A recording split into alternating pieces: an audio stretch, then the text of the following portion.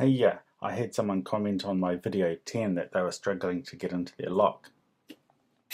Now, this is the correct code for this one, but in video 10, I explained that if you test every wheel and test on this side of the lock, and you test every wheel to see which one is the loosest, the wiggliest from left to right, then I can tell B is looser than those two, and I'd go right around testing all the letters on this wheel.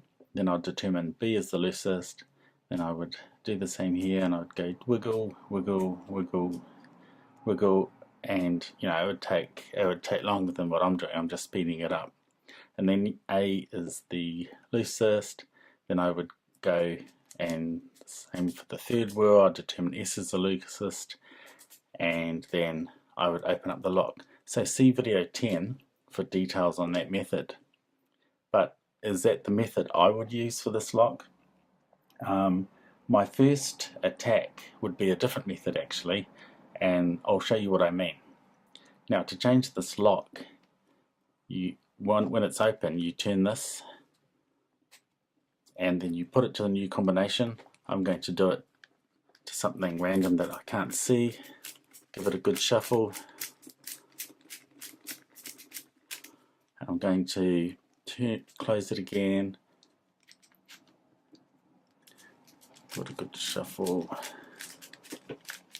Okay, so the way I would attack this lock is I would start at this end. This is the end that when you tension it by trying to pull both ends, this is the end that starts to tighten up and bind.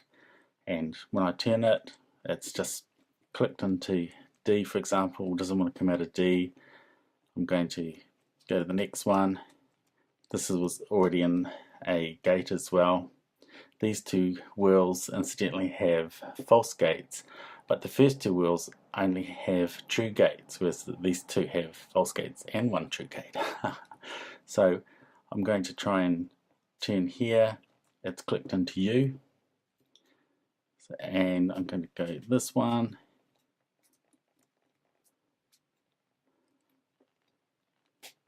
And it's clicked into M. And the shackle popped out a little bit. You can see a little bit of a gap here.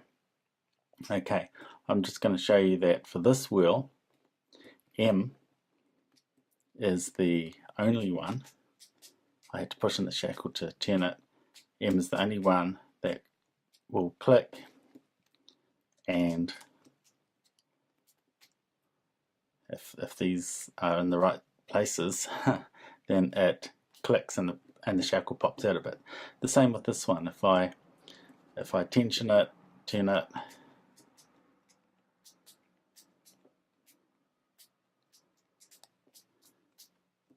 which one was I?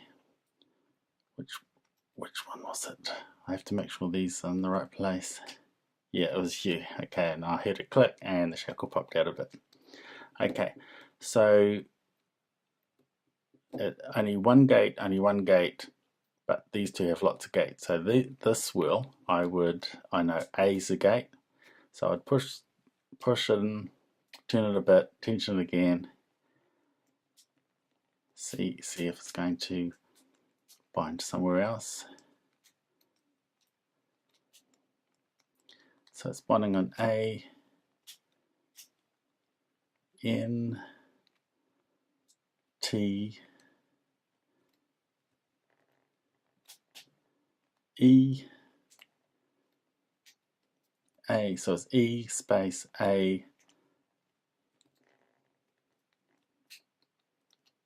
couple of spaces, then S, N, and T. Now see how S, N, and T were 3 in a row?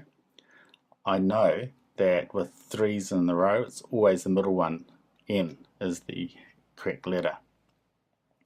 If that's not obvious, because sometimes even though it clicks here, this wheel's not obvious, so I would have to go to a different gate in order for this to be obvious. But I was able to determine that N was the right one, and so this one I just now have to turn until I get the right one, and it opens.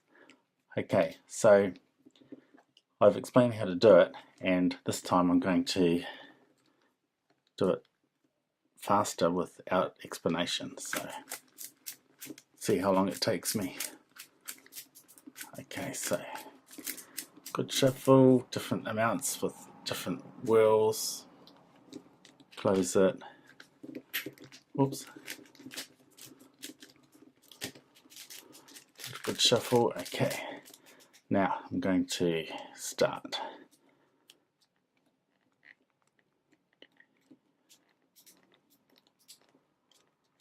Turn this way actually. I've had more success turning this way. Click there.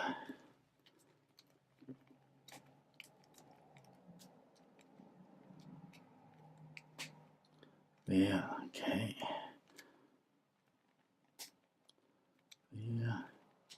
There, so that's that one, and then last wheel, and it's open. Okay, so that's how fast I can get into it using this method. I would probably recommend the wiggle method because it's easier, but if you get quite comfortable with these sorts of locks, this method can be quite fast. Thanks.